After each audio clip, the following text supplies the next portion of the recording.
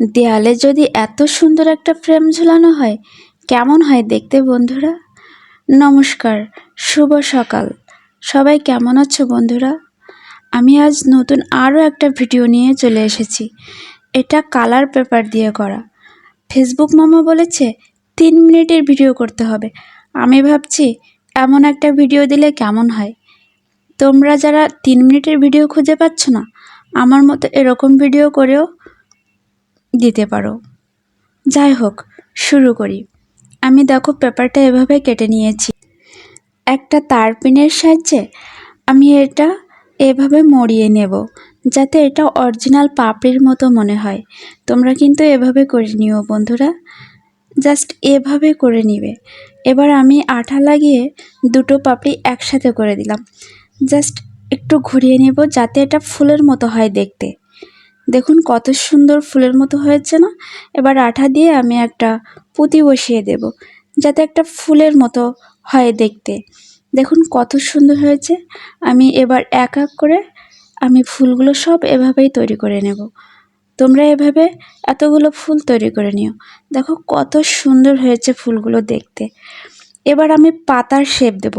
আমি পাতা করার জন্য এভাবে কাগজটি ভাঁজ করে নেব। নেওয়ার পর কেচি দিয়ে এভাবে একটা শেপ দিয়ে কেটে নিলাম। দেখুন কত সুন্দর একটা পাতা হয়ে গেছে। এবার আমি এই পাতার মাপে আমি সবগুলো পাতা একইভাবে কেটে নিব। আমি যতগুলো ইচ্ছা আমি কিন্তু পাতা তৈরি করতে পারবো। জাস্ট এই শেপে আমি পাতা তৈরি করে নেব। আমি সবগুলো পাতা কিন্তু এভাবেই করে নিয়েছিলাম।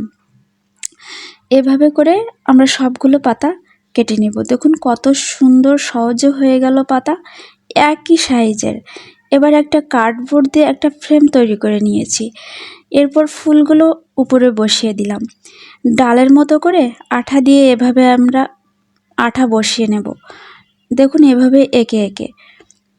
এরপর আমরা চিকন করে আমি ডাল কেটে রেখেছি। সবগুলো কিন্তু পেপার দিয়েই হচ্ছে। পেপারগুলো এভাবে কেটে আমি ডালের মতো করে বসিয়ে দিলাম। দেখতে অনেকটা ডালের মতো লাগছে না? অরিজিনাল ডালের মতো লাগছে। দেখুন কত বাড়তি অংশটুকু আমি এভাবেই কেটে দিলাম, জাস্ট এভাবে। অনেক সুন্দর হয়েছে তাই না? এবার পাতাগুলো আমি এক এক করে সবগুলো পাতা বসিয়ে দেব। আমি কিন্তু এটা ফেভিকল আঠা দিয়েই আমি করেছি। ফেভিকল আঠা অনেক সুন্দর ব্যবহারের জন্য। যাই হোক, আমার দেয়ালে ঝুলানোর জন্য রেডি। দেখুন কত সুন্দর লাগছে দেখতে, অনেকটা সুন্দর লাগছে তাই না?